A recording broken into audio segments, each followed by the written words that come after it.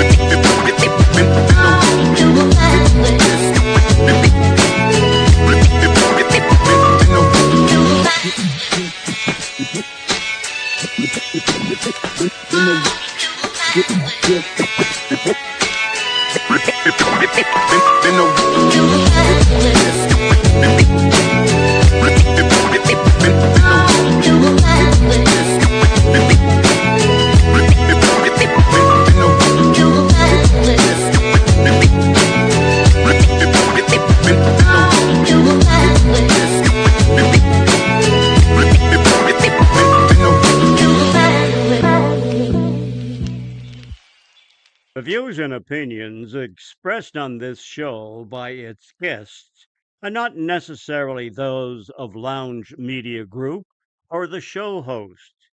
So if you sue someone, make sure it's the party responsible for hurting your feelings. Also, grow up, be an adult, and understand not everyone thinks like you. And that's okay.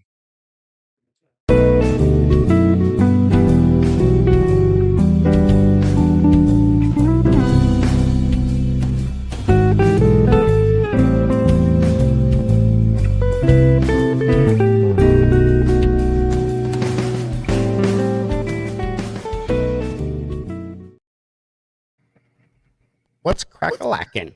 Mr. Hound? What's up, brother man? That's like really high pitched. There we go. That's a little better. Feels better to me at least. Maybe it's just out of my end.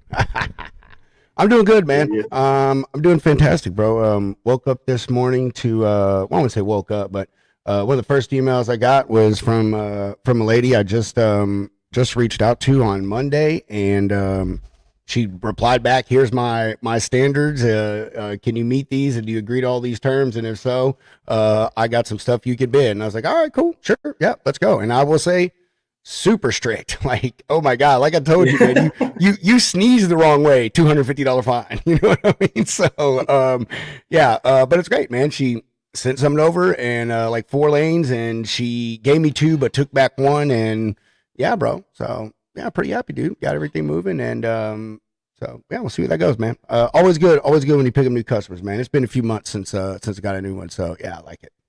Yeah, it's a good feeling, man. Glad to hear that. Yeah, man.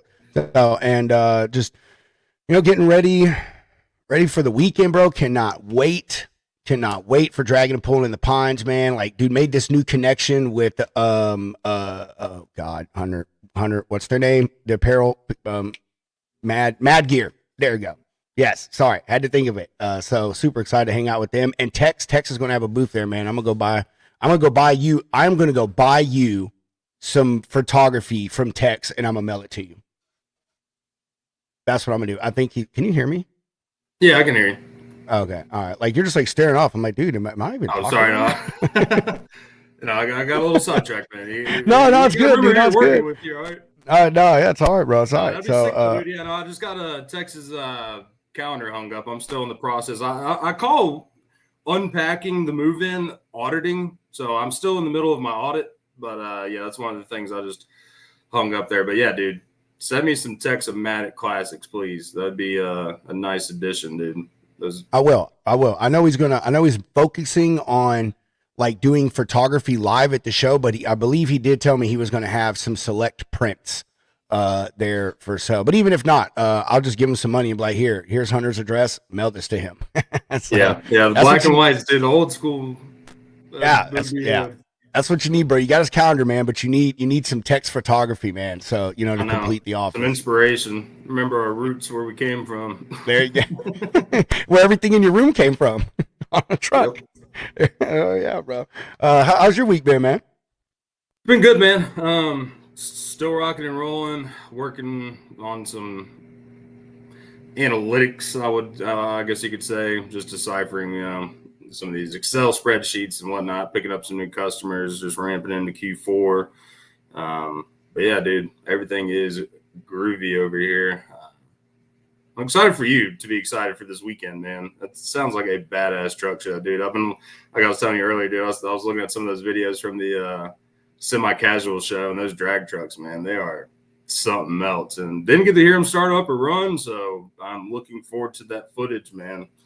But no, dude, that's what I'm excited about. Like I told you, like I'm gonna get some footage. I say we, because I'm bringing my youngest with me, and he loves photography, and so. But dude, I'm gonna get some stuff like that we've never had before, bro. That's what I'm excited about, because this is like the closest thing we've had is the Drake break competition. Yes, dude. And like these, and from what I understand, like these people are like the professional ones that do it. It's not just regular trucks. I mean, they can do it, but there's some fast ones. So, bro, hey, fingers crossed for a jet truck, bro. Fingers crossed on that. You'll at least get some nitrous, man. So that'll be electric. But yeah, man. Other than that, dude, just happy to be on the show, dude. Trucker G is a G, man. Excited to talk with him. And then tonight, dude, going to see a Lil Feat and the Tedeschi Trucks band. So it's been a minute since I've been to a show. So it has been a while since you've been to a concert. That's right, bro. It's been a busy summer, man. Yeah. It has been a busy summer. So, I'm in heaven right now, dude. Football, concerts, truck show coming up. It's just a great time to be alive. And hey, shout out to our boy Dale Prax with his truck stop announcement today. Freight Validate, dude. That's awesome news. So glad to see all the team winning. It's been a rough couple years, dude. So the vibes are high. Yes, they are, man. They sure are. We were just talking about that earlier. And I'll say this, and then we'll get into the news. We were just saying earlier about all the wins that we've seen amongst ourselves and all of our friends over like the past week, month or so. You know what I mean? Everyone is just doing some big things. We've had a lot of friends that have changed companies for the better. You know, friends like Dale who are, you know, doing new collaborations and partnerships with people, taking things to the next level to make our industry better. So yeah, man, I love it, dude. It is. Things may be looking a little I forget the word, but yeah, whatever.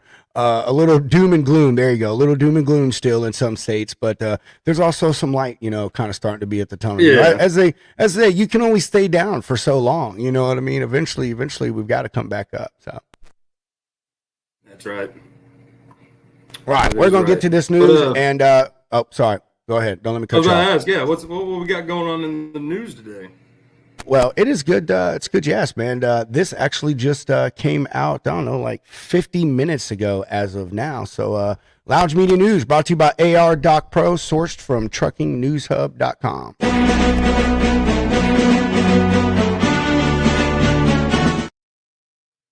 All right. We got some updates on the ELP fight, debate, argument, adventure, whatever you want to say. Taylor, What's up? Why not? I was so slow on that. Taylor. Taylor, we were just talking. No, No, remember Taylor. His name is TT. No, it's Tay Tay. That's right. Yeah. But only I can't remember who it is. I think it's only Bill was able to call him that. So, but anyway, Taylor, we were just talking about you. How fucking funny. Speak of the devil, like literally. You know what I mean? Speak of. Say his name 3 times. That's right. All right, let's get to the frickin' news here. A few months following Representative Dave Taylor's introducing Connor's Law legislation in the U.S. House to codify President Trump's executive order requiring truck drivers to maintain a basic English language proficiency in order to operate a heavy commercial vehicle in interstate commerce, has introduced companion legislation to that in the Senate today. Senator Cynthia Loomis from Wyoming, she announced the introduction of the bill on October 14th.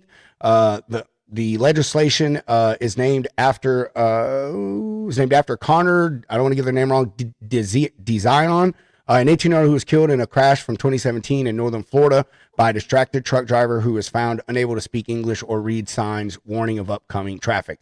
The bill would require that drivers can read and speak the English language sufficiently to converse with the general public, understand highway traffic signs and signals in English language, respond to official inquiries, make entries on reports and records. An individual operating a commercial vehicle who is determined by a law enforcement officer to be non-compliant with this law and the above requirements would be required to be placed out of service.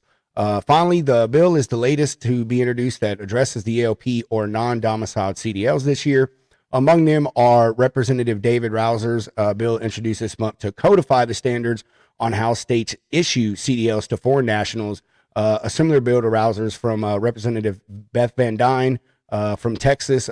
She has one that said that's similar to that, and there's some more as well. So this will be up on our socials here on the next 8, 9, 10 minutes, something like that.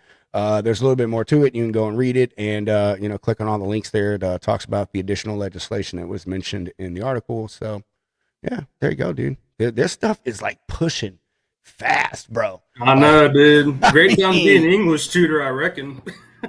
It is just, it's honestly, it's surprising. It really is that all this stuff is moving so quick. And it sucks that we all know the things that took place recently, and not just the incident in Florida, but others earlier this year and last year that, really kept pushing this thing, down the field to the goal line, as far as being a pressure point. So yeah, it is, man, moving mighty fast. And, there's also some stuff happening on the fraud side and all that, as well too. So, we talked about that. So really, really happy at least with this part of our government right now. I gotta say, like, they are really DOT, FMCSA, like all these senators and representatives, or congressmen, senators, and all that, really trying to get involved in this and, back our drivers and the American people on the roads and stuff too. So let's go. That's right.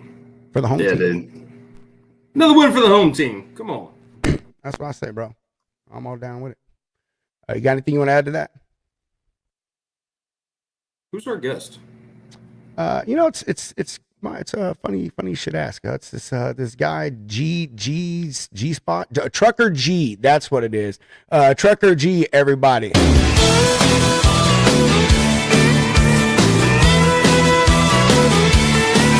Driving trucks, eating chicken, trucking, finger licking, trying to keep it in between. G, what's up, brother? Hey guys, how you doing? How you doing? Man, That's my song right there. That's my boy Tony. yeah, man. Hey, that's why I asked, man. Hey, what do you want? You said Tony. I was like, dude, that's too easy, brother. We already got permission to use his stuff. I tell you what. I seen the comment by old Taylor Barker there, and I've got a story about him, but I'll wait. Oh no, we can lead with that if you like. That's Actually, perfect, I know man. what you're going to probably ask me. You're going to probably ask me where I started, and Taylor falls pretty close to the beginning, but not quite the beginning. So we probably ought to save that story. Okay, all right, cool, man, awesome. I met you officially at Texas Trucking Show, and we got to talk a little bit, and then just saw you at in Nacogdoches at Old Town Rig Down literally a month ago, pretty much. Great show. Yeah. Loved it. First time I've Dude. been there, and it was a great show. Me too, and I agree. It was a great show, except for that damn hill. Bro. I had Mrs. G Scooter. I know you did, dude. He was, Hunter. You got to go if you follow him. You got to go and look at the scooter that he has, bro. It's his fourth. Oh, I saw that. Yeah. Casual, man. Yeah. It looks like one of those. What do they call them? The tuk-tuks. Yeah, I love it. I need to get me one of them big old hats, like a rickshaw. Start charging people, right? Oh, that's fucking good shit. Beer for a ride. Hey, I don't even drink. You would definitely make some money at the truck shows, bro. You could be like an Uber downtown, man. You know what I mean? You could be shuttling people to their cars, man. Especially in Nacogdoches up that hill, you could probably charge 20 and get away with it. Yeah, I tell you what, that was well worth it. Well worth it. Yeah, it was. It was a fantastic show, man. So, how you been doing since then, brother? Right now, I'm not feeling too good. Kind of not feeling too good, but it is what it is, right? I think I might got that Rona thing. Oh man, dude, don't. Hey. It kind of reminds me of a girl I used to date. A Rona, but this one tastes a little better. Oh, there we go, brother. We're already off. We're already it's not off. After dark. I apologize. Easy, man. I'm glad. Hey, we're already on our way to getting canceled with this show. That's a good sign. That's a good sign. We're not even 20 minutes in yet. Steven, what's up? He said I tried to steal it at semi-casual, but he never took his eyes off of it. That's Stephen McGee. Yeah, all you had to do is say, "Hey, G, I give the keys." Oh man, I didn't. I think I did for a few people. I would, man, forget that. I would never let that thing out of my sight. No way, no how. Oh, what's the worst? Worst that can happen? They steal it. Hell, if they steal that dang thing, they needed it more than I did. That's true. That's true. That's true. Look at you, such a good-hearted person, Hunter. Make sure you bring a trailer with your. Hey, if he's going to Atlanta, a trailer. I actually have a car hauler. I was about to say, if you're going to Atlanta, freaking, you're riding with Clint. What am I talking about? We just put the scooter on Clint's truck. I'm not going to say it's that easy, guys. I'm not going to say I'll just take my scooter. I'm not going to say I don't pack.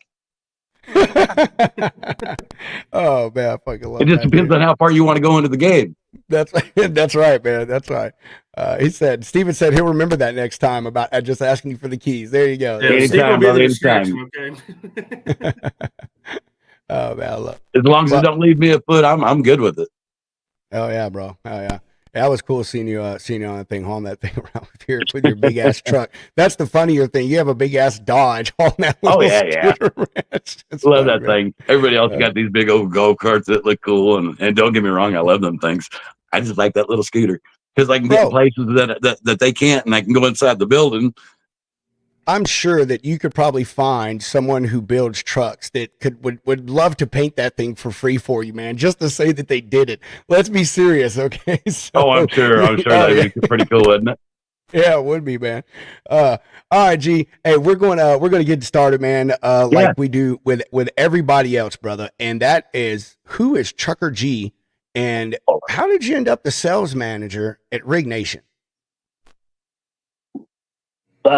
I guess we'll just start out who Trucker G is. My real name is Gerald Johnson. Nowadays, if you ask anybody who Gerald Johnson is, they wouldn't know. They wouldn't know. But how it all started is I used to be an instructor at a school, and one of my students had reached out to me, and he said, "Hey, G, I've got this," and he did blogging and stuff, and I didn't know what blogging and all that stuff was back then. I didn't even know nothing about social media. To be honest with you, I thought Facebook was something the kids did, and I didn't want no part of it. The only reason why I joined it is so I could kind of watch and keep track of my kids and who their friends were. But he calls me up and said, "Hey, G, would you do an interview with me?" I said, "Interview? What do you mean interview?" He goes, "Well, I've got a Facebook page." Oh, okay. Yeah, I'd be happy to. I mean, if it's advice for a new driver, I'd be happy to. But I thought, well, hell, they got videos about trucking. Who the hell wants to watch trucking? So I go onto YouTube, right? Because I heard somebody talk about YouTube. And I'm not technically inclined, guys. I'm just not. I'm very standoffish on progress, which I need to get better, but I'm just old. But anyways, went onto YouTube, typed in trucking advice, and there was a million things on there. And I watched a few of them, and the ones that had the bigger numbers on it, the bigger following, and noticed it was a lot of young guys that just got out of school themselves, and they were teaching guys what they taught in school, and they didn't teach them the right ways. They were trying, they were right on a lot of things, but if you don't say something right, you can throw somebody way off, if you know what I mean, with anything you read or watch. But anyways, I was watching them, and then I watched some of the old timers, and they didn't have that big old following. And I think, well, this guy knows what he's talking about. Oh, this guy knows what he's talking about. Hell, why ain't these guys watching this guy? And then I run across this one guy who was actually teaching new drivers how to become truck drivers and giving them advice, but he's charging them a coaching call. And it pissed me off. Hell, that's the same advice I got for free. Same advice that the guy that gave me the advice got for free. We got to watch each other's backs out here, and if we don't watch each other's backs, who's gonna? And it pissed me off. My very first video was, if you need advice, give me a call. Don't pay these chumps. Basically, I'll give it to you for free, like it should be. And Trucker G was born. Dude, so well, first of all, we're gonna go back a little more, but I want to know. Oh shit! Now, what time frame was this, if you don't mind me asking? Probably about 2019, I think 2020. Okay, so just before the vid came around. So I got it, bro. I'm seeing it. All right, so you were an instructor to school, G, but let's take it back, man. Like, how did you become an instructor at a school? How did you get your CDL? How long did you drive? Can you walk us like a little bit through that story? Because you talk about teaching people, but you're like, I just worked at a school. Well, it's like, okay, so what the hell does this guy know except what goes on at the school? No, I've been driving I drove for 33 years before I sold my truck about a little over a year ago. Came off the road due to health reasons, but I drove for 33 years. The reason why I went to the school is just like most other drivers, looking for that local job that could get me home to maybe see what my kids were like growing up, but then you find out that, that local job just don't pay enough to pay the bills. And yeah, we're paying the bills, but we're just not getting ahead. So ended up having to go back over the road, but I tried to hang in there as long as I could. And then I worked for Prime as an instructor also and a trainer there. All right, brother. Got it. That's 33 years. Damn, that's a long time, dude. Holy crap. Yeah, looking back, it is a long time. Man, seems like history. Yeah. So, I mean, what did you specialize in? I mean, did you do a little bit of everything, or you? Mostly, I did reefer. I mean, first part of my career when I first got my CDL was in the construction field. Got my CDL through that way. Learned how to operate equipment, and then moved into the OTR once I hit 21. And then from there, it was reefer. And then the last part of my career was box.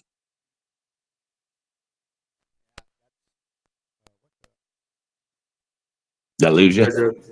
Yeah, I think there I am. We are having technical difficulties. I know. Please excuse the interruption. There you go. It's been a while, but it's been a while since I've said this. But this is why we call him technology. And that's not me making fun of sign language, guys. I really wish I could do it. It has been a while. It has been a while since I've been technology. Rob, what's up, Lombard, man? Nice to see you watching, brother. Nice to see you watching. Lombard, I need to talk to you, brother. Give me a call.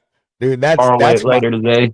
Yeah, that's my fucking guy right there, man. That's my dude, man. He's good people right there. If you're in his circle and he's in his, you're in good company, man. So, yeah. Anyway, what I was going to say is, yeah, you know, Hunter, he specializes right now in LTL reefer, and I drove for 10 years, and that's pretty much what I did, was reefer and multi-temp stuff. And you were talking about the local thing. You know, another thing about the local stuff that I learned is that being home every night was sometimes worse than being home for like 4 days at a time every 2 weeks, because you know, we were working 16-hour days, 18-hour days. By the time you woke up, drove, yeah, but you got home, you're just tired. And then on the weekend, it's the same thing. You're basically just home on the weekend. So, and that's why I didn't do when I did my home, went home and started working. That's why I went as an instructor and not into a driver, as a local driver, because I knew that would be the case, and I was trying to have some kind of consistency to be able to hit them ball games and the things that I always missed. I understand that, man. I'm with it. I was on the same mission, but the same thing. I went over the road, started over the road, then went local, went back over the road so I could go to school, because local, my schedule was so jacked up. I couldn't go to school even online. So I went back over the road, then went back local, then went back over the road. Or then I graduated and I was in the office, and then I went back over the road. So dude, I'm with you. It's a freaking up, down, man. Anyway. All right, so let's we're good. We got the backstory here, how you got CDL in the construction field. You drove for a while. You said you had your own truck, so I assume you were an owner operator, because you said that you sold it. I was an owner operator. I became an owner operator probably towards the quarter part of my career, you know, after four or 5 years into it. Is when I became an owner operator, just because of the freedom of it. You know, there was a lot more risk, but with risk comes reward. And to be honest with you, even though trucking's kind of at a low time right now, trucking is a roller coaster. It's got its ups and downs, and it's put a food on my family's table and a roof over their head for all these years. Yeah, I applaud you. Applaud all owner operators. I almost did it 3 times, and could just never pull the trigger on getting a truck. Like, I just could never take that risk. So I applaud you. I do. And so, but, all right, we get to the instruction thing. We're talking about Trucker G here. So you're online, man, you know, walk us through this stuff that you were seeing there. Cause, I and a lot of other people, man, we complain a lot about this stuff. The freaking YouTube University, and, you know, especially from about 2019, 2020 on to about 2020. Well, you still see them now. They're just super cheap. People were getting taken so advantage of and being taught such the wrong freaking things, man. It was absolutely ridiculous. Drivers included, you know what I mean? So, you know, what helped build your thing? What is it, the mistakes that people were talking to you the most about, or that you were seeing, I guess, that others were trying to teach? What I was seeing is a lot of people just didn't. It wasn't so much their videos. You look in their comments, and you had a million questions, but they never answered the questions for them. And I'm bad about it too. Don't get me wrong. But the ones that when they did answer the question, or there was another video to follow it up, wasn't the right answers. It was shit answers. Excuse my language. I usually don't cuss. And that's what gets me. What gets me, you know. Not every student is the same. You can't teach students like a cookie cutter. Everybody's different. If that student's not getting it, it's not that student's fault. That's your fault, because you don't know how to teach them. And that's what I'd go to sleep at night, and I would rack my brain, and it would bother me. What am I doing wrong that's not getting through these guys? Because the other 2 guys I got, or other 3 guys I got, are getting it just fine. But I'd find the solution, and I guaranteed that driver would pass that test. Did they belong on the road once they got that test? Probably not. But that wasn't my place. My place was teaching to pass a government test. And I'm not getting political on you, Pedro. I don't know, bro. Oh my God. Don't you bust my balls, man. So, you know, hey, that's, damn it, dude. You said that, threw me off. I had a fucking question. I was like, all right, cool. Now I fucking forgot. That's all right. You'll remember. Call me out. I will. I'll try to remember. Man, I must have really threw you off. Now you're pausing, dude. No, I am, bro. I seriously am. Well, for one, I have a freaking brain injury, so it's a poof moment, bro. Like, I have to hold a thought. I have to like continually repeat it to myself in my head. Like any question that I want to ask, I have to continue, just like I'm trying to remember something. So that way I don't forget it by the time I'm ready to ask it. Like my short-term memory it's crazy, man. It's nuts. Anyway, that's a conversation later. No, thanks a lot. I mean, you notice my body language went from really that last year Pedro to Pedro comes over the story. So like he just deflated me. Bro, I apologize, brother. It wasn't meant to offend you, man. There's no fucking and I know it didn't offend you a bit. No. But we don't know how many people are going to watch this thing. This guy's a real ass. I don't give a shit. I will tell you, it's so funny. I have a customer of mine, a plant customer. I've been we working together for I don't know, like 2.5, 3 years now. And he was fucking with me one time right after we had started doing business together through text. And he had said something like, damn, bro, you can't remember shit. And then so I sent him a voice message and like typed this out. And then he sent back to Homer Simpson, like sinking into the bushes or whatever. That's exactly it. That's how I felt right there. That's why the body language went. Oh, man. That's so bad. I have not thought about that, bro. That was like 2 years ago. But to be honest with you, Pedro, I'm probably worse than you are. And at least you got an excuse, brother. Mine's old age. That's hey, I mean that's my excuse right there. At least I have an excuse. Oh, I know. I was gonna say, I never, throughout my time driving, I got to be a driver trainer at several companies I worked at. I applied to be at a school once as an instructor, and then once as actually to run the school. I think I was like 8 years into my career. I'd already graduated college, so I had a degree and a whole bunch of other things. And I didn't get the job, believe it or not, because I had an accident like 6 months before in my POV. Yes, and it was and like that's the one reason they didn't give me the job. So, but anyway, so I never got to be at the school level. But I mean, I can understand the frustration you went through. When I was with US Express, they would have guys coming straight out of school, and I'd have to train them. And dude, I think I probably had like 10 people in my truck over the course of the time I was with them, maybe eight or 10 or whatever. And I think only 4 of them made it off of my truck. Oh wow! Only 4. Like I couldn't. They were idiots, man. Like this. They're just morons, man. No, I get that was a trainer stuff, too. and you talk about, and it's funny, and this is not to bust your balls at all, but you talk about it's how you have to change to train them, and so we talk about the training chain here. My problem was that they all came from school, and this is throwing no shade at you. You have 3 times the time on the road that I do. So, I am not trying to say anything about you, but no, I get you. They would come and have these bad habits that they learned at school, Yes. And it's like, man, like, what are you doing? It's like, oh, well, this is what they tell me. It's like, no, man, no, that's not what you do. And that's just what it is. And that's why I called it that government program. Yeah. It's because I would explain to my students that very first day that I got them, guys, I'm not here to teach you to be a truck driver. I'm here to teach you to pass a test. That's all I'm here to do. I'll give you pointers to teach you to help you later, but you're going to take almost everything I teach you, and you're going to throw it out the window once you get that CDL. Now it's time for you to learn to be a truck driver. Yeah, I agree, man. I agree. And that way, when they go into that trainer, they're ready for that trainer. I don't know nothing, but I'm willing to learn. Yeah. And that's what a lot of trainers don't understand in the beginning. They think, well, who taught them this?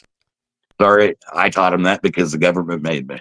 No, not for you, bro. Not for you. And it was, honestly, and some of it, it's funny that you say that, because a lot of it was that none of these guys knew anything, like they didn't know about reading maps. No. Like I wasn't a GPS guy, even though GPS was out. I didn't use GPS in my truck. None of my trainees, they never saw a GPS from me.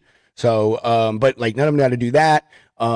Stuff like trucker lingo and north and south, just funny. Then you're like, and to me, it's kind of common sense. And but it was weird when you don't know it. It's not common sense.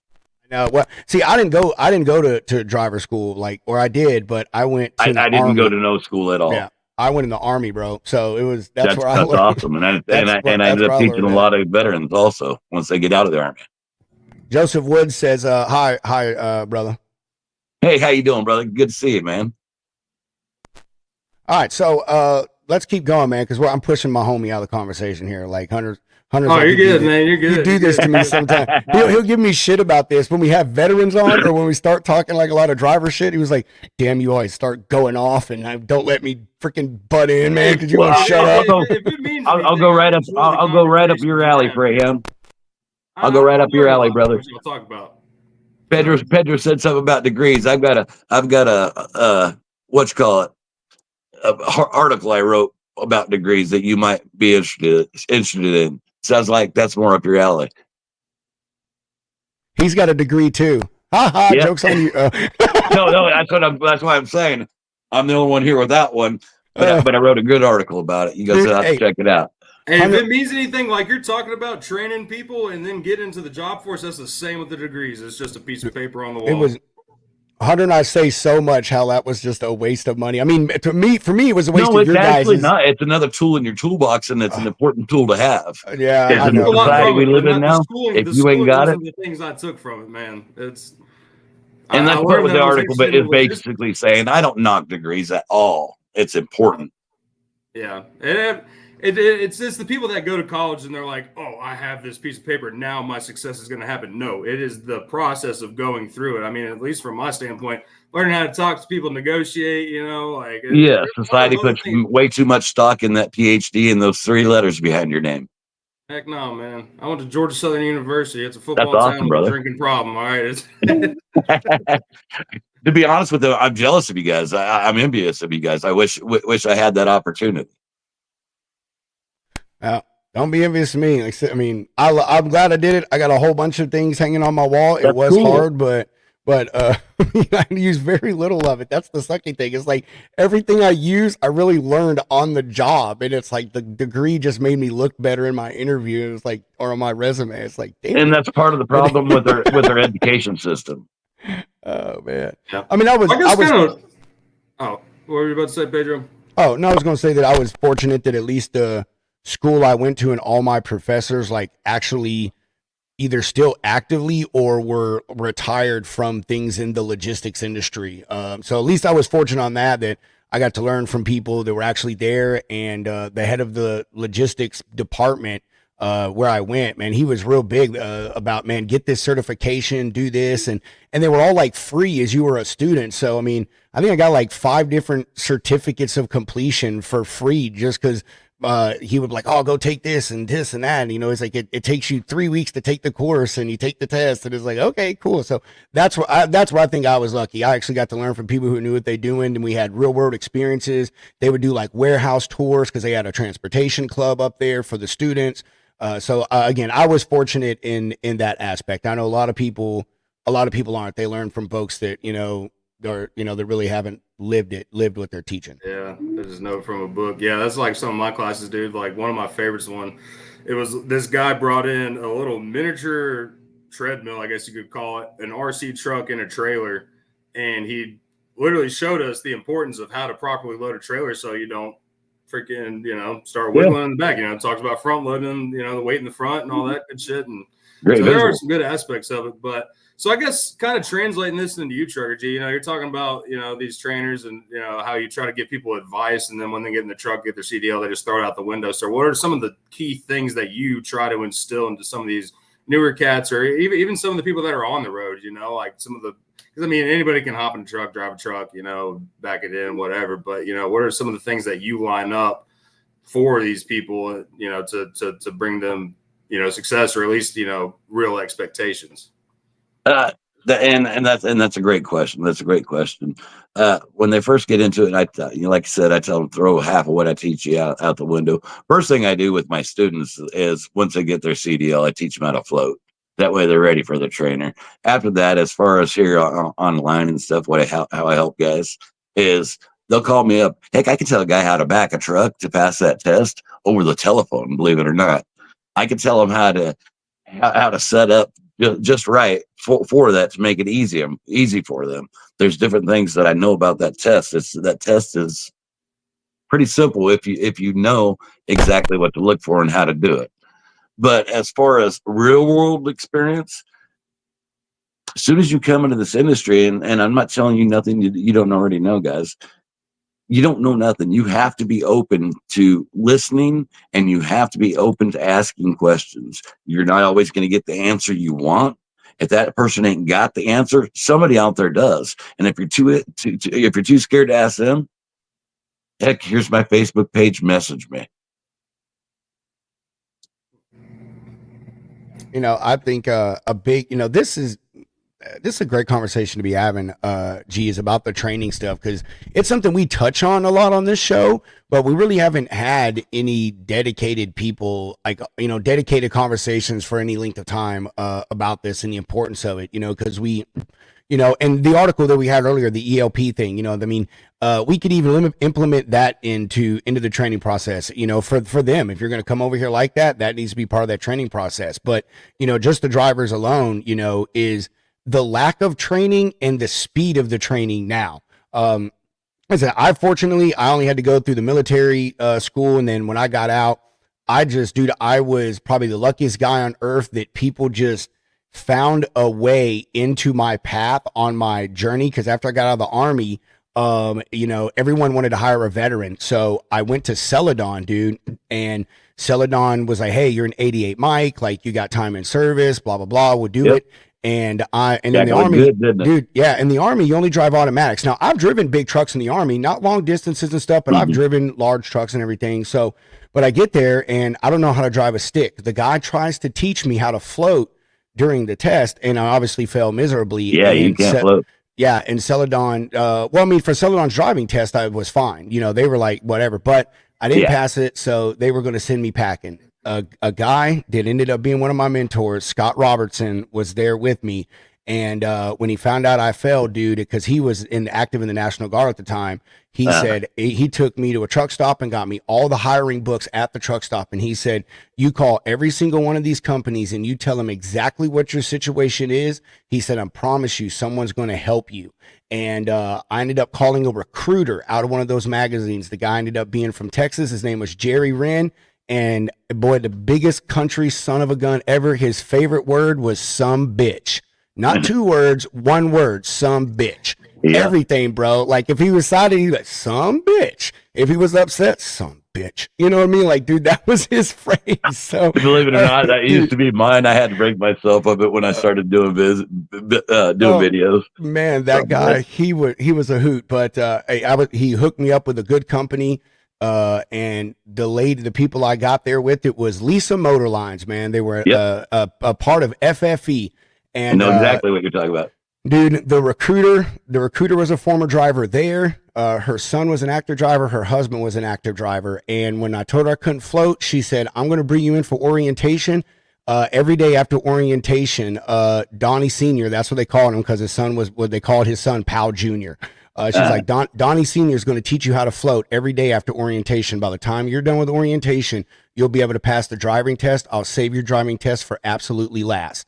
And sure enough, bro, he took me around downtown Fort Worth every single night at like 8:00 at night for 2 nights and taught me how to float. And then took me on the highway when there was no traffic and an empty trailer. And dude, he taught me so easy. And yeah, I just got lucky, man. I got so freaking lucky, bro. So lucky. So I'm gonna shut up, man. I'm gonna shut up.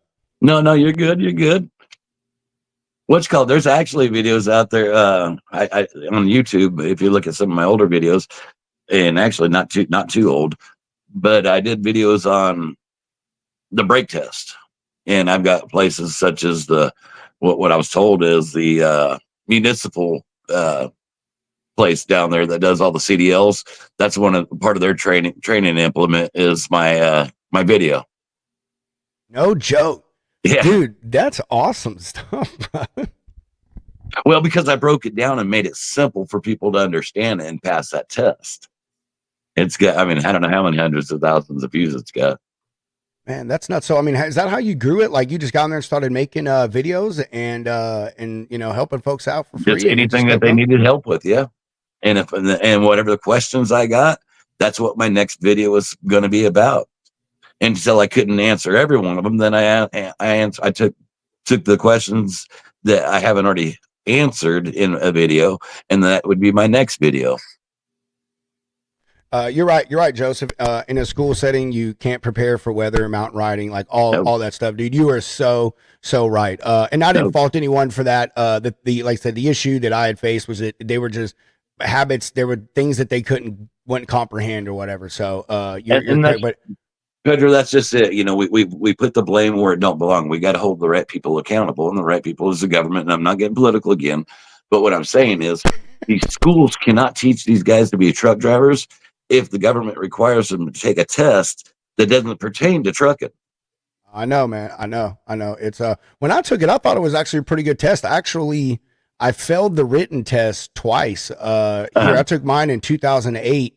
And the driving test I passed on the first time, but the guy who I rented the truck from, he literally, again, took me out that evening, showed me the entire route, showed me how to back and do the parallel park, like everything. So, I mean, it was pretty intricate test, I felt. So, but I agree with you. I agree with you, Matt. In order to ace the test, and everybody wants to ace it. No, it's just human nature, you know. So everybody's trying to do exactly what they can to get the best score, because that's exactly what every student I had. They'd all go get there, and we'd be doing all the testing the same day, and they'd all compare their scores. Hey, you all still got your CDL as long as you passed, you know. Exactly, and I tell them that. But at the same time, I understand I'm a competitive person too. But in order to get a perfect score on that driving test, you have to look like a bobblehead doll. How are you going to pay attention to the traffic in front of you if you're looking like a bobblehead doll? Because each intersection you come to, if that head ain't moving, that examiner can count a point off on you. Man. And I'm not going to watch the traffic to my left if I got some idiot coming out of here to my right. And if they don't see me looking at that intersection coming to the left, boom. And you got to remember, they don't watch your eyeballs; they watch your head. They don't want to date with you; they want to grade you. So if your head ain't moving, now you're distracted by your head movements. Oh my God, dude, that's funny. That's exactly right. Like, I remember my instructors telling me, I need to see your head move, and I need you to point to things when you do certain stuff. Yes, sir. Like, okay. Yeah, you're right, man. That's crazy. But that also goes to show, man, that honestly, being a driver, it really is like that, man, because it is being aware of your surroundings constantly at all times. Like, it's not moving your head, but you know, it is a lot that goes into it. It's very mentally straining. There's a ton of things happening on the road and off the road that you need to prepare. I almost ran over two little ones yesterday when I was leaving my neighborhood, man. I was going through it, and they darted out of a driveway on an electric scooter, bro. Like, I didn't see him because there was an SUV like parked closest. Yeah. So they came from behind that dude and just douche. And I mean, oh man, I don't know, probably 20 feet from him. I was like, dude, holy shit. Things happen quick. Dude, yeah, man. So, but you were paying attention. You avoided it, and that's what a professional driver does. Yeah. So, and hey, I want to talk about something that Joseph said here. He's like, key things that companies say they are about, but truly most are not, is safety, dude. And safety 100%. Is doing things the right way. Joseph, I agree with you, man. Everyone thinks of safety as this, all the log stuff and your tires and everything, but it really just simply comes down to doing the things the right way, doing the things you're supposed to be doing, like your pre-trips and what you should check on them and how you should take care of your paperwork and blah, blah, blah. Getting enough sleep. So, I mean, how do you feel about that? G, I mean, what have you faced throughout your time as a driver and as a trainer and, as someone that was online teaching people, what type of safety stuff do you think is most important for folks out there? For them to get their rest. And that's the biggest thing that we have. We race the clock. We race ourselves. We talk about that ELD making us do these things. That ELD don't make us do nothing. It's us that makes us race that clock. And if we don't get our rest and we don't stop ourselves and say, hey, you know what? If I don't slow down, then something's going to make me slow down. Then that's on us. We can't be blaming everybody else on that. You know what I mean? No, very true. I agree with you, man. I didn't have much of a problem running an ELD. I mean, my miles suffered slightly a little bit, but I still did good. But hey, let's talk about that though. How do you feel about? I kind of lost train of thought for a second. I started getting in the ELD, and that's not where I was going, and I kind of forgot the question. Oh. That's what happens when you get old, brother. I'd asked you about, just safety issues and stuff in general and things that that's you what I think was most going to get at. important That's for why I people wanted to to go know. back to it, and I didn't want you to move on. I found a way to help drivers, and I would tell them, and they call me, and this is the advice I'd give them. Guys, make sure you document everything. Don't call that dispatcher unless you got that call recorded. Make sure you text them. Make sure you use that Qualcomm or whatever it is you use, and just tell them, you know what? I do not feel safe doing whatever it is, whatever it is they want you to do. I've got to get some sleep. They will not answer that text. They'll call you and say, no, this is what you can do. Oh, it don't done it. No, shoot it a text to me, and then if you want me to run it, I'll run it. They'll never text it to you. You know why? Liability. Well, I think I agree with you on that part. Ooh, sorry, man? Burping up this damn coffee. Shout out to Spencer over Give at me Road 1 Dog. second. Sorry. I'm going to get my dad out the door. 1 second. Okay. All right. My man. Time is right now, okay? 5 o'clock. I'll be with you in about 15 minutes. You need something right this second? Yeah, hold on. I'll give that to you. Petra, give me 1 second. I got to get down. Take your time. Buddy. Take your time, buddy. Take your As time. I told you, Dad's got dementia. And... No, I'll get you some right here, Dad. Hold on. I'm gonna mute him so no one. There we go. No one listens what's going on back there. Bada boom here. I'll even put him down for a second there. Yeah. Yeah, man. So after you ask that, I want to ask him about the his boom, there he is. Never mind. Shit. I said shit like it's bad. All right, man. We're back. I was sitting there talking to you. I didn't know if you could hear me or not. I said, just keep talking, guys. Sorry. I muted you, man, so people didn't hear what was going back on. That's all right. Stuff, dude. My life's an open book, brother. You'll see that most of my life's been posted online in a video one way or another. I know. So I want to before. Well, never mind. Let's get to our conversation, and then I'm gonna remember that thing so I can bring that up because it's funny you talk about how open book you are. All right. So we were talking about the safety stuff, and the dispatcher calling you, and hey, you're not forced to do anything. Get that recorded. Bam, that's where you're at, brother. So do you think those are the biggest safety things? The drivers being pressured and getting your rest. Yeah, and that's one of the hugest things in trucking that I see. Another thing is get them CBs back. We got to have them CBs back. These wrecks every single winter of 70, 80 trucks piling up, or even 10. That's too many. It can be avoided, and it needs to be avoided. Man, I'm with you on all of those, but especially the CB. I haven't been driving for 5 years, so I don't know about the CB stuff. I've heard people say it's getting less and less, but that thing is a lifesaver, bro. Yeah, 100%. That thing's like 100. You need to get one in your Jeep, dude. You know what Dude, you need to get one in your Jeep, dude. Like you can get you they got mounts made for your Jeep, bro. Hell yeah. Yeah, dude. I always carried 3. What'd you say? I always carried 3. Yeah. Yeah, one that I used, one was a backup, and the other one I saved for trade. And I didn't mean to just flip you off. No, you're welcome. So I had 2 my whole life. I had a Uniden that my wife's aunt gave me when I first started trucking. It was on Uniden for like the 90s. That was a good one. And then my wife bought me. I don't remember the exact model, but I know it's a Cobra, and it was the U.S. Army edition that they came out with for Veterans Day in 2009 or whatever. I think it's 2009. So, and I still have that one to this day, and that one was tweaked when I put it up. I actually watched videos on YouTube and taught myself how to tune that thing. And with a good antenna, man, I could get like 6-8 miles out that thing on a regular. Yeah, it's a good one. So, even more, probably. Yeah. Well, that was like I said, that was on a regular day. I think. Depends on where you're at. Yeah, I think most I got was 12, and that was when I was in the mountains on the East Coast, dude. And you would catch them at the peak, and then you lose it, and then you catch them at the peak. You know how that shit goes, bro. So, anyway, all right. Before we heard you say you got to run in about 15 minutes, so we want to make sure that we end this on Rig Nation because. The theme of this is trucking is life with Trucker G, and you talk about and we had talked about. I'm sorry, I said you. we had mentioned when we posted about this that, you know, we were talking about the things that you've done as a driver and how you're out there now helping drivers, you know, to do things better. So along with you teaching people the way you did as a trainer to school and through social media and your following, man, how did the Rig Nation thing come into play? Because I know this is kind of more of a recent transition for you.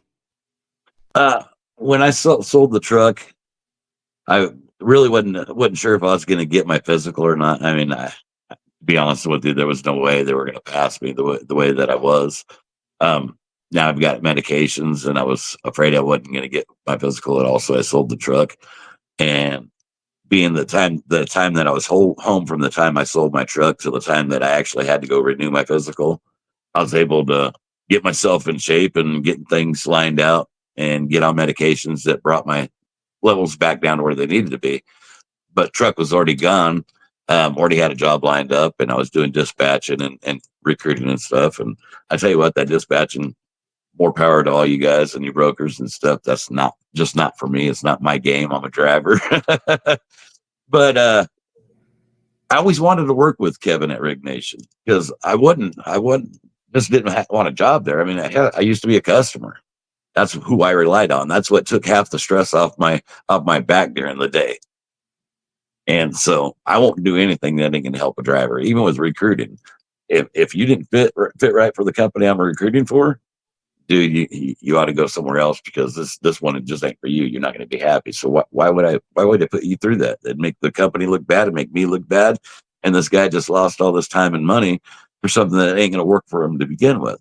Because there's a job for each of us out there. We just got to find out which one works best for us. And that's how Rig Nation come around. I just talked to Kevin. I say, hey, listen, this is the position I'm in. I really think your biggest problem is you've got a hell of a product, but your biggest problem is nobody knows you exist. Well, so I mean, don't leave us hanging. I mean, where's so? And what is Rig Nation? I just didn't want to feel like I was talking too much there, man. I wanted to give you guys a chance to jump in there. So I got with Kevin, and Kevin was all on board with me, and I had a bunch of ideas. He's one smart guy. I tell you what, he don't come from the degree world. He comes from the school of hard knocks. And me and him put our heads together and actually worked pretty well together.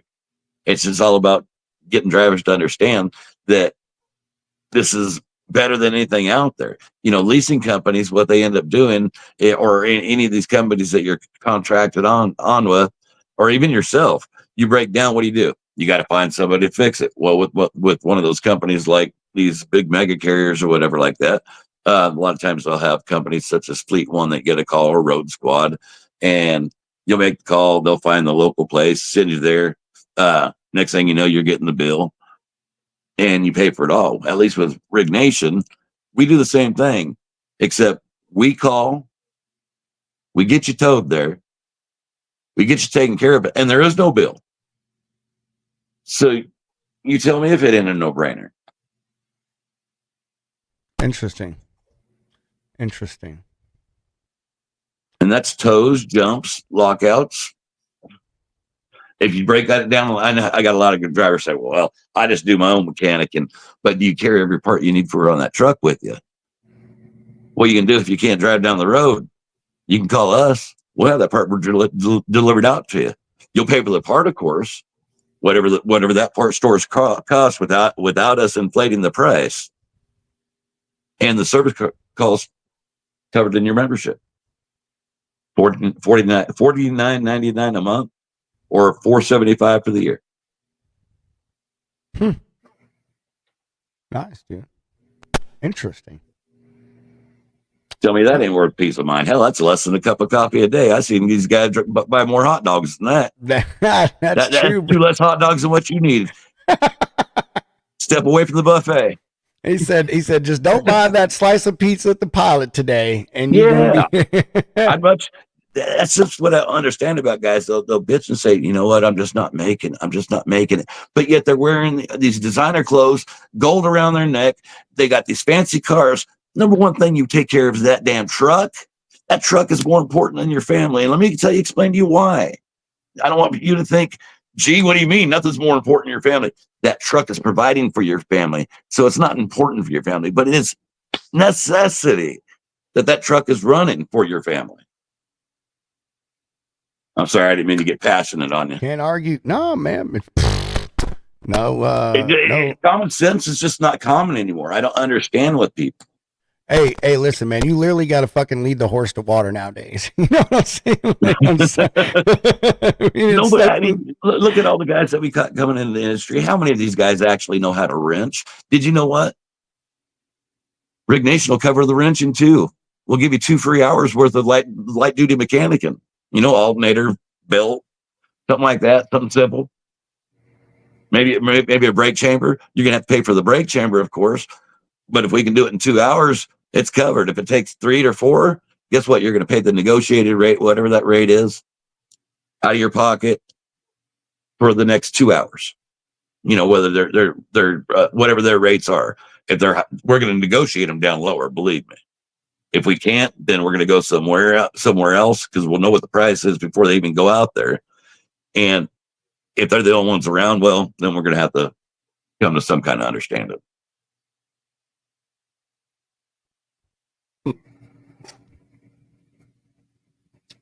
I'm shutting up, Hunter. Unless you want to, until you say something. We're going to have we're gonna have you have you back on, man. Talk about that more. Maybe get Kevin on and have him tell a little story about it. Kevin would be the great one to talk to about it, to be honest with you.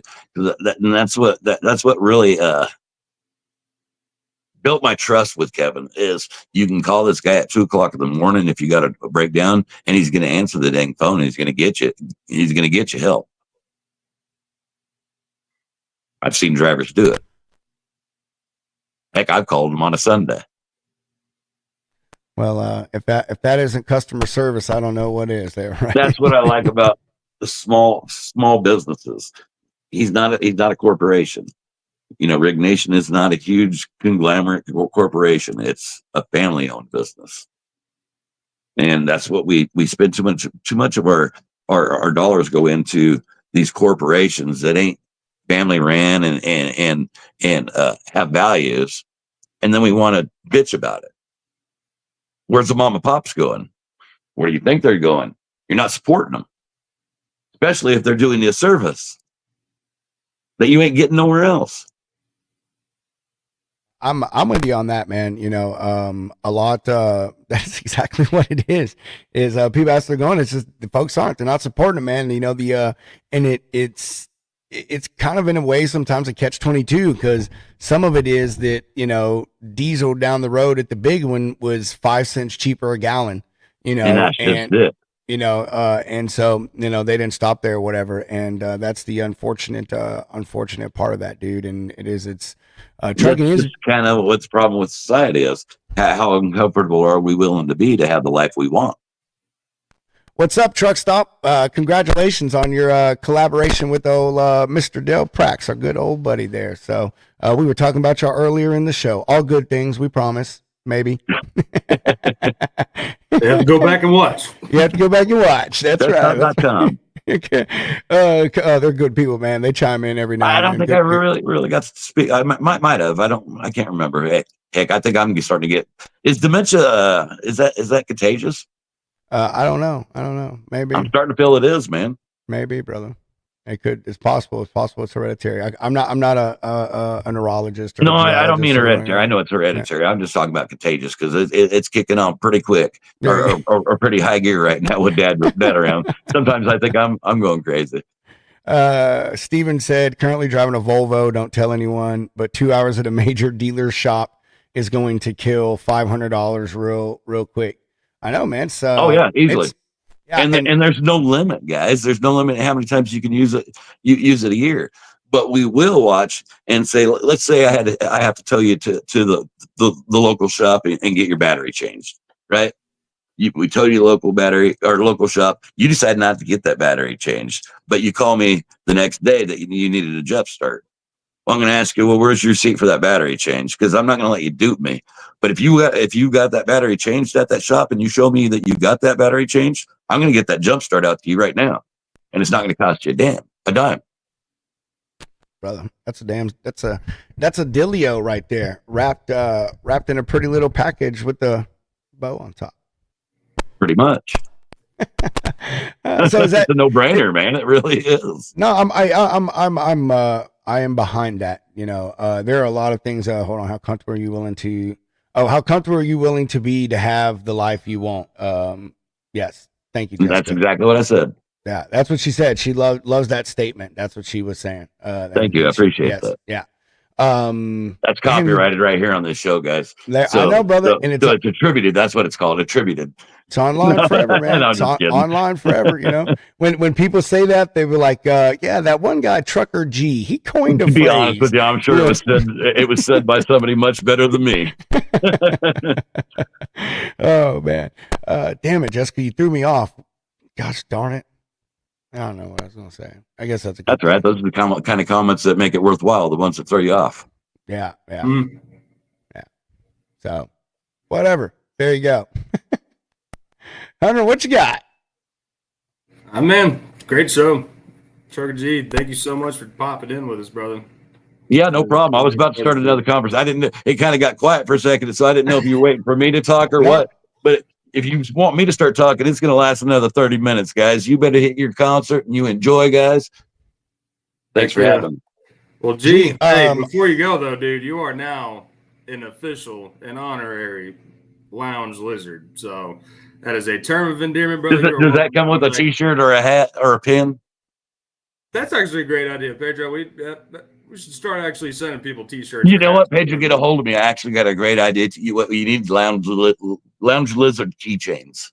That would be really cool. Get a hold of me because it's affordable. It's okay. Okay. I'm gonna call him. No, I'm serious. I'll hook you up with my guy. Oh, okay. Heck yeah, dude. Nice. I like that. Dude. Yeah. Hey, that is a good idea. Because when you said lounge lizard, I just kind of seen the picture in my head of what it could look like, and I thought, you know what, that'd be cool on a keychain. Dude, we have been trying to come up with that character for like Hunter has come up with a couple of with a lot of renditions. I've tried like a few, and like we just can't get it down. Like whatever we have in our head, we can't get it out. It's hard to get things perfect. I get you. Yeah, I get you. Dude, keep trying, man. Keep trying because don't settle. What I'm saying is don't settle because as soon as you do, what you're going to do is you're going to get the keychains or what T-shirts are made up, and then all of a sudden you're going to come up with the rendition you were exactly wanting, and you're going to think, dang it, I messed up. I know, right? I know. Yes. I mean, Hunter already came up with, we already have the children's emblem. Like Hunter, one of the ones that Hunter did come up with that turned out really great that I don't even think he was trying to make cute, but it ended up coming out like this cute little lizard and it's all multicolored and it says lounge over the top of it. Dude, and it's like, or people want. Oh man, it's so cool. I still have that shit saved. Hunter probably deleted it. I fucking still have that thing saved. It was like, dude, that is a good one right there, bro. So all right, G. So before we let you go though, man, do you have any exiting comments, questions? Do you want to give yourself some plugs, or give Rig Nation plugs, any of that? Guys, you can go to rignation.com. When you go on the website, you'll see on the bar there's a Trucker G link right there. Hit that one because then there's no activation fee. That's one thing I told Kevin. If I'm going to promote it, there can't be an activation fee for drivers, and so he put my own little link on the bar there. So make sure you go to that. But as far as plugging and stuff, promoting, guys, I really hate to do that with myself. I came on here to have a good time and bullshit with you, to be honest with you. All right. Well, we appreciate that. But everybody can find Trucker G for sure on Facebook. You just put in Google Trucker G. There you go. Google Trucker G. That's the easiest way to find me. There you go. Google Trucker G. Just never mind. I'm gonna keep this clean. Clean because we do not put G spot. Damn it, you said it. Okay, never mind. That was the problem I'm having because I got the Trucker G spot seasoning and sauces website, and it's truckergspot.com. And if you forget to put the trucker in there, you're going to be there for quite a while if you're a guy, and you're going to have the sorest right arm or left arm in the town. And then you're going to be answering some questions to your wife if you have one. And don't blame me. Either that or you're gonna hate me for life. One of the two. Dude, that's a good or both. That's good right there, bro. I like that.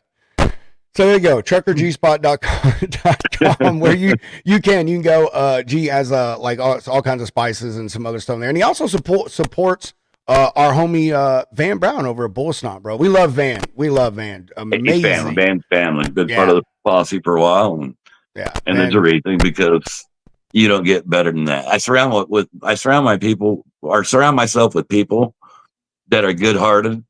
And like I said, I wouldn't be doing this show if I didn't feel you guys were the same way. I got that. You get that vibe when you meet somebody. Well, we appreciate that, but don't be going around telling people that shit, because then they'll start expecting stuff. Oh, I didn't mean. Don't get it twisted. Yeah, we can't be having that. We can't be having that. I didn't mean I like you that much. Yeah. Exactly. And we going around saying nice things about us, man. It literally says on our X # boycott the Logistics Lounge. All right.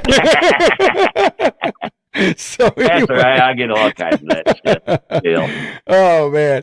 All right, everybody. Hey, we're going to be out of here. We're going to talk about our sponsors before we do, and I'm not doing any more videos. Hunter and I agreed. We don't like the sponsor videos. They don't make sense. So we're going to come up with some really cool like slides or something. But in the meantime, we're just going to talk about them. We're glad to have our friend Clint Weston and his team over at Shoreline Capital officially back with the lounge. They've been supporting the Drayage Junkies for a while now, but Clint wanted to come back over here, and we love to have them. Shoreline is factoring company, and tell you guys, they're the only factory company we've ever represented, so let that say something, and we've had a lot approach us. So Clint and them good folks, some wonderful people to do business. I really can't say enough good things about them, but you can go to ShorelineCapital.com, check them out. And when you sign up with them, make sure that you use code SURETHING365, and Clint will give you your first invoice up to $2,000 for free. And, I don't know why that made me short of breath. Holy shit. I was trying to be your Vanna White down here. Holy as crap. You're speaking is what I was trying to do. Thank you. I see that. I appreciate that, you lovely assistant. That's what. And another amazing sponsor, our friends over there, Freight Ninja, taking control of the truck parking game. 51 locations, all either owned or operated by them, managed by them. Surveillance, gates, all the stuff that you need to protect your drivers, your asset, and your customers' cargo as well. FreightNinja.com. Make sure when you go talk to them, you use Lounge Ninja, and they'll give you some special rates. So, and yeah, that's it. And what do we got? Nothing. Oh, tomorrow morning, Road Dog Coffee podcast live here on the Logistics Lounge, 8 a.m., 9 Central, with Spencer Squire, from the owner of Road Dog Coffee.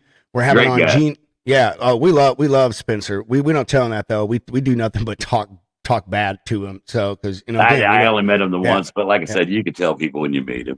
Spencer he is an amazing guy, hands down. He really is. He is. I can't say enough good things about him either, man. He's been freaking awesome. But we're having Gina Wilson on the show tomorrow. She's a driver and a breast cancer survivor. I think that's the only person coming on tomorrow, if I'm not mistaken. So it'll be a good deal. Come join us tomorrow morning. And Friday, we'll be live, Freestyle Friday, from Dragon and Pulling in the Pines. I'm going to have to do it on my phone, Hunter. But, dude, before we get, man, I think the tractor pulls are going on at 4:00. So that'll be cool, bro. That'll be dope. Make sure y'all come watch us on Friday. Hunter, what you got before we get out of here, man? Because I know you need to run. Hey, it's been a pleasure. We'll see y'all later this week. Trucker G, thank you again, man. Guys, appreciate it. In Atlanta.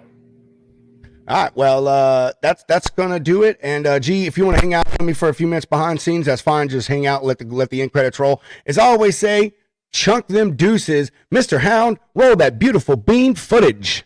The views and opinions expressed on this show by its guests are not necessarily those of Lounge Media Group or the show host.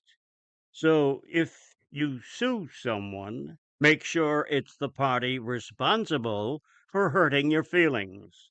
Also, grow up, be an adult, and understand not everyone thinks like you. And that's okay.